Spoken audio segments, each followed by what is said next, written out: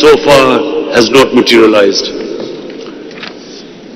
The impending human crisis and a possible economic meltdown pose two of the most urgent and formidable challenges.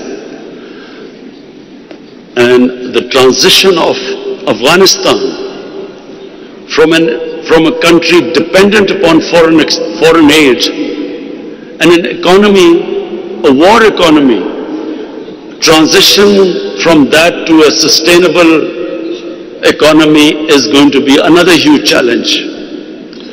Excellencies, at this moment, there are two stark choices before the international community: enhance engagement or abandon Afghanistan. And we all know, after the Soviets' withdrawal in 1989, when Afghanistan was abandoned, the consequences the people of Afghanistan suffered. Instability in Afghanistan, as rightly pointed out by one of our great poet, the great Allama Iqbal, it impacts the entire region. And stability in Afghanistan will benefit the region as a whole. Abandoning Afghanistan could take us back to an unstable situation resulting in civil strife, negative spillover effect on neighboring countries, outflow of refugees, rise in terrorist incidents, drug trafficking, and transnational organized crime. Engagement, therefore, in our view, is the only way forward. The international community must approach the new reality in Afghanistan with a new perspective, based on a realistic assessment and pragmatic approach. Our core collective interest has to be to help stabilize the security situation, prevent any renewed conflict, and prevent mass exodus. It is equally in our interest to ensure that Afghanistan does not again become a safe haven for terrorist entity. For this, the Taliban must take every measure to honor their commitments. The promise of an inclusive political structure should also be fulfilled. An inclusive political structure is vital for peace, and national reconciliation is extremely important for sustainable peace. At the same time, attempts to demonize the Taliban and fuel internal tensions should be rejected.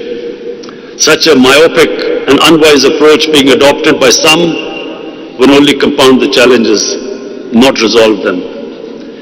Excellencies, the international community must reach out to reaffirm their support and solidarity with the Afghan people at this critical juncture. Sustained international humanitarian assistance and economic support will save lives and underpin stability. Allowing Afghanistan's frozen assets to be used for the welfare of the Afghan people will also be a step in the right direction. It would be prudent to handle these matters impacting the human condition in Afghanistan without politicization. Excellencies, being immediate neighbor, Pakistan's consistent policy has been of supporting Afghanistan on its path of peace, progress and prosperity. We steadfastly supported the Afghan peace process and always maintained that there was never a military solution. At the same time, we underlined the imperative of an Afghan-led and Afghan-owned political solution. Under the new situation, we have remained constructively engaged. We kept our borders open to facilitate regular movement and let bilateral as well as transit trade flow. We have dispatched several plane loads of food and medicines to help address the humanitarian needs of Afghans. Pakistan remains fully committed to a stable, sovereign and prosperous Afghanistan at peace with itself and its neighbors.